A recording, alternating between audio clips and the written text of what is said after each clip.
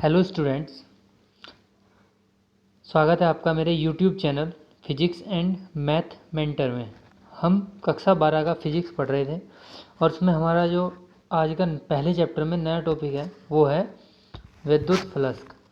विद्युत फ्लक्स को समझने से पहले हमें कुछ अन्य बिंदुओं को समझना होगा या अन्य टॉपिकों को समझना होगा। जैसे इसमें कुछ अन्य टॉपिक इससे पहले हम समझते हैं क्षेत्रफल सदिश। क्षेत्रफल सदिश क्या होता है? Area vector. आपने अभी इससे पहले जो क्लासों में या 9-10 से पढ़ते हैं एरिया को। एरिया अगर देखा जाए, एरिया कैसी राशि है? ये एक सदिश राशि है, न कि अदिश। क्योंकि फिजिक्स में जब हम एरिया को पढ़ते हैं तो हम सदिश राशि के रूप में इसका अध्ययन करते हैं। और इसकी जो दिशा होती है, मान लेते हैं कि कोई एक पृष्ठ है ये, और इसका अगर हम क्षेत्रफल ए माने तो इसका जो सदिश होगा इसके लंबवत होगा, इसकी लंबवत दिशा में, इस दिशा में, यानी कि इसके अभिलंबवत जो सदिश होगा उसे क्षेत्रफल सदिश बोलते हैं, या ए क्षेत्रफल सदिश कहते हैं। और इसकी जो दिशा है वो दोनों साइड हो सकती है। जैसे अगर इस तल की बात करें, इस तल में यहाँ दिखाया है क्षेत्रफल सदिश को, मान लो इसे एस से भी लिख सकते हैं, डी एस से भी लिख सकते हैं, ए से भी लिख सकते हैं। इसके जो अभिलंबवत दिशा है, दिशा दिखाने के लिए एकांक सदिश एन कैप लिया हुआ है, और इस पर जो क्षेत्रफल सदिश होगा वो होगा ए का सदिश। या अगर कोई मान लो बहुत बड़ा एरिया है तो बहुत बड़े एरिया में एक छोटे से सदिश को लेकर मान लेते हैं इसका जो क्षेत्रफल है वो डी है, तो इसका जो सदिश होगा वो लंबवत होगा इसके। हो सकता है वो इस दिशा में भी हो, अब वो डिपेंड करता है हम किस दिशा में से ले रहे हैं या किस दिशा में इसके न्यूमेरिकल्स को या क्वेश्चंस को हम सॉल्व कर रहे हैं, तब हम जिस दिशा में लेंगे होगा, लेकिन होगा भी लंबवत ही। तो इस तरह कह सकते हैं कि जो क्षेत्रफल सदिश है, भौतिकी में क्षेत्रफल को सदिश राशि के रूप में अध्ययन करते हैं। अर्थात किसी समतल में किसी क्षेत्रफल में परिमाण व दिशा दोनों होते हैं। इस क्षेत्र की दिशा इसके अभिलंबवत दिशा में होती है, यानी कि इसके लंबवत होती है। अब इसी में आता है आपका घन कोण। घन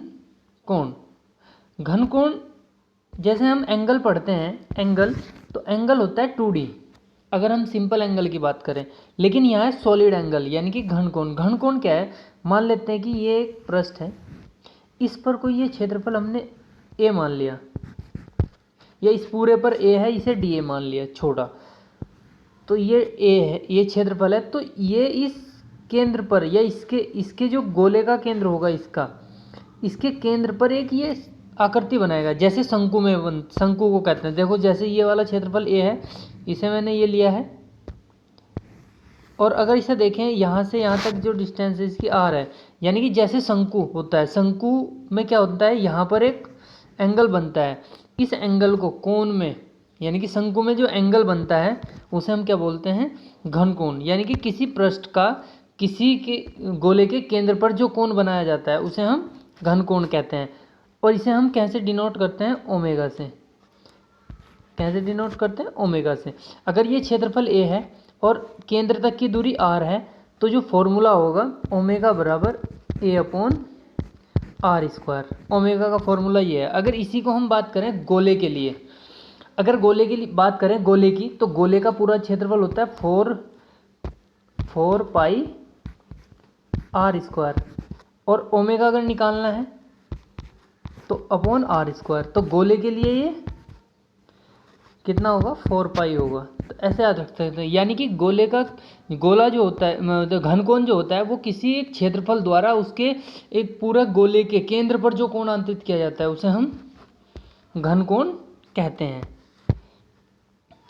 ये लिखा, किसी गोलीय पृष्ठ का क्षेत्रफल गोले के केंद्र पर जो कोण अंतरित करता है उस कोण को घन कोण कहते हैं। इसे ओमेगा से प्रदर्शित करते हैं। माना किसी गोले की त्रिज्या तक गोले के क्षेत्रफल ए है, तो घन कोण ओमेगा बराबर ए अपॉन आर स्क्वायर। और इसका जो मात्रक होता है वो होता है स्टेरेडियन। मान लेते हैं कि कोई पृष्ठ हमारे पास ये है, इस प्रकार का, मतलब एक तो ये हुआ, लेकिन हमारे पास जो पृष्ठ दिया हुआ है हमें इस प्रकार दिया है कि ऐसे ना होकर ये पृष्ठ हमें ऐसे दिया हुआ है, ये वाला पृष्ठ आप देख रहे होंगे यहाँ पर, ये इस पृष्ठ को देखें तो इसका जो क्षेत्र एकांक सदिश होगा वो तो यहाँ होगा, पहले वाले की बात कर रहा हूँ मैं इसकी, और इसका जो क्षेत्रफल सदिश है इसके लंबवत होगा ds भी मान सकते हैं और dA भी लिख सकते हैं आप। अब लेकिन अगर गोले की बात की जाए तो इसे हमें अभिलंबत करना पड़ेगा।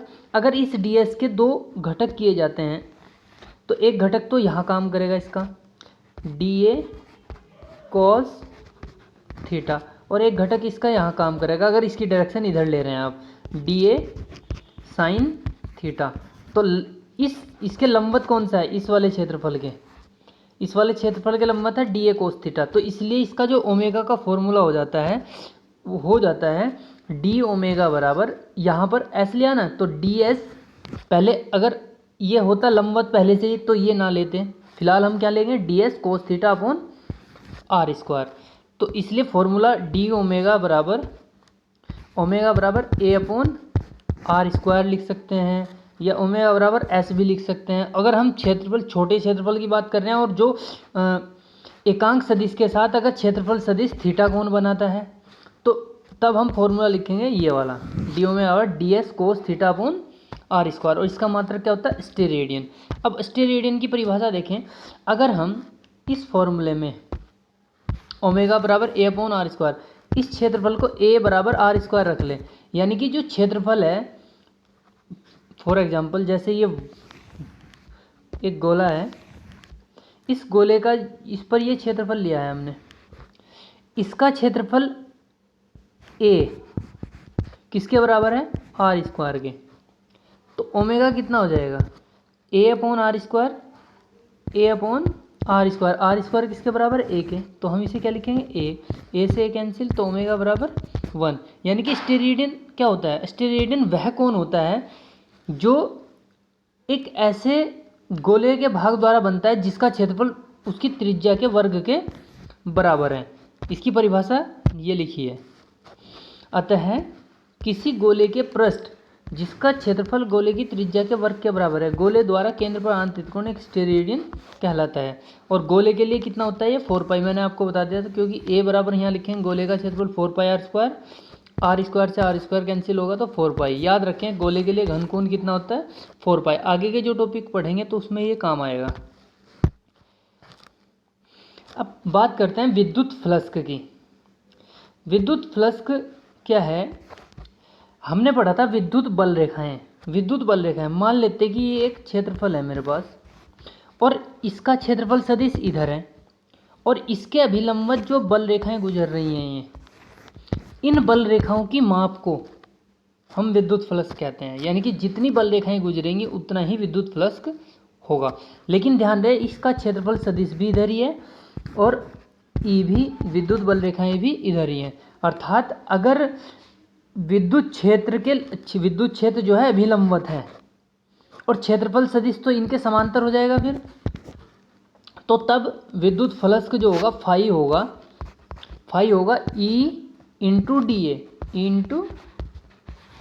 ए। फॉर्मूला ये है बस इसका, फाई बराबर ई इंटू डी ए। ध्यान दें, विद्युत क्षेत्र में स्थित किसी तल के अभिलंबत गुजरने वाली बल रेखाओं की संख्या को विद्युत अभिवाह या विद्युत फ्लक्स, इलेक्ट्रिक फ्लक्स कहते हैं, इसे फाई से प्रदर्शित करते हैं। जब किसी पृष्ठ से गुजरने वाली विद्युत बल रेखाएं बाहर की ओर जा रही होती हैं तो विद्युत फ्लक्स धनात्मक होता है, और पृष्ठ से गुजरने वाली विद्युत बल रेखाएं ये बाहर की ओर जा रही हैं, ये अंदर की ओर जा रही हैं तो धनात्मक होता है। जब किसी पृष्ठ से गुजरने वाली रेखाएं अंदर की ओर जा रही होती हैं तो यह विद्युत फ्लक्स ऋणात्मक होता है। ध्यान देंगे डी फाई बराबर ई डॉट डी एस। देखो इसका क्षेत्रफल सदिश यहाँ है और डी एस इधर है, तो इन दोनों के बीच एंगल कितना है अभी थीटा, तो ये फॉर्मूला हो जाएगा डी फाई बराबर ई D S cos theta. S की जगह ए भी लेकर चल सकते हैं, डी ए। यानी कि फाइनल जो फॉर्मूला है फाई का ई इंटू डी एस या ई इंटू ए। अगर मान लो वो अभिलंबत नहीं गुजर रही हैं, यानी कि विद्युत बल रेखाएं अभिलंबत नहीं गुजर रही हैं, तो तब फॉर्मूला हो जाएगा थीटा कोण पर है तो फाई बराबर ई डी एस कोस थीटा। अब इसमें कुछ केसेस हैं, जैसे थीटा बराबर 0।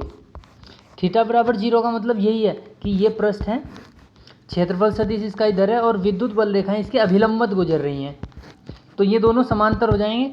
तो यानी कि ई और डी ए के बीच कोण कितना होगा? 0। कोण 0 होगा तो इसलिए कोण 0 अभिलंबत जब गुजर रही हैं तो कोण थीटा 0 हो जाएगा, ये समझने वाली बात है। तो कोस 0 का वैल्यू कितना होगा? 1। तो फाई बराबर होगा ई डी एस। और इसी प्रकार मान लेते हैं कि ये कोई क्षेत्रफल है हमारा और ये इसका क्षेत्रफल सदिश है, लेकिन विद्युत बल रेखाएं ऐसे गुजर रही हैं लंबवत, तो समांतर क्षेत्र के समांतर हैं लेकिन इसके अभिलंबत हैं, तो इनके बीच कितना एंगल है? 90 डिग्री। तो 90 डिग्री में कोस 0, तो फाई कितना होगा? 0। इस स्थिति में मिनिमम विद्युत फलक गुजरेगा।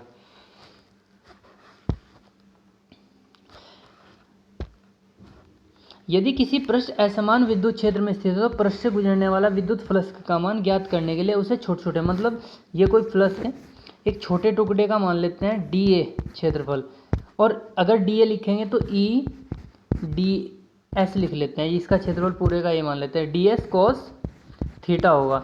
और अगर हमें पूरे का निकालना है तो उसके लिए ई डी एस कोस थीटा, ये तो हमने इस छोटे से प्लस का माना है। अब इसे छोटे छोटे टुकड़ों में ऐसे विभाजित कर सकते हैं, तो इसमें हम क्या करेंगे?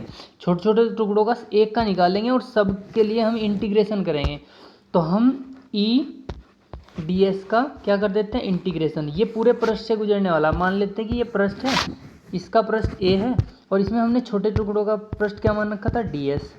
तो पूरे का क्षेत्रफल ए होगा, तो E D S cos theta, E cos theta बाहर आएगा डी एस, और डी एस का मतलब इस पूरे पृष्ठ का क्षेत्रफल।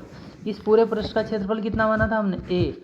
तो ये हो जाएगा डी एस का मतलब पूरे का समाकलन है, यानी कि पूरे पृष्ठ का क्षेत्रफल ए, यानी कि फाई बराबर ई ए कोस थीटा, यानी कि ए यहाँ पूरे पृष्ठ का क्षेत्रफल है।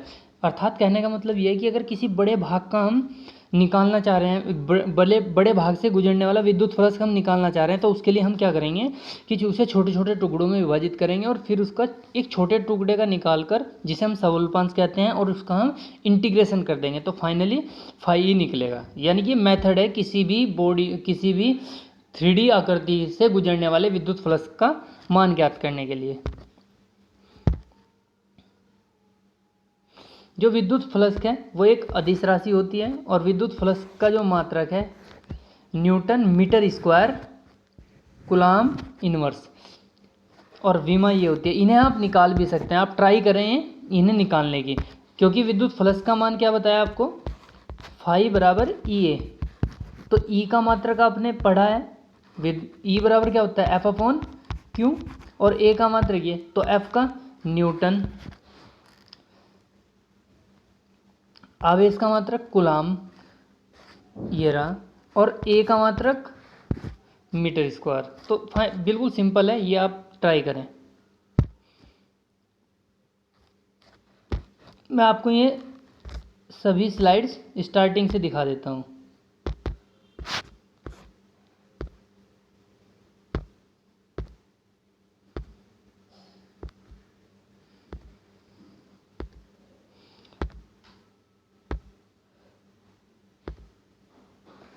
अब यहाँ से आप नोट करना स्टार्ट करेंगे। First page, second, third, fourth, fifth, 6, 7, 8, 9,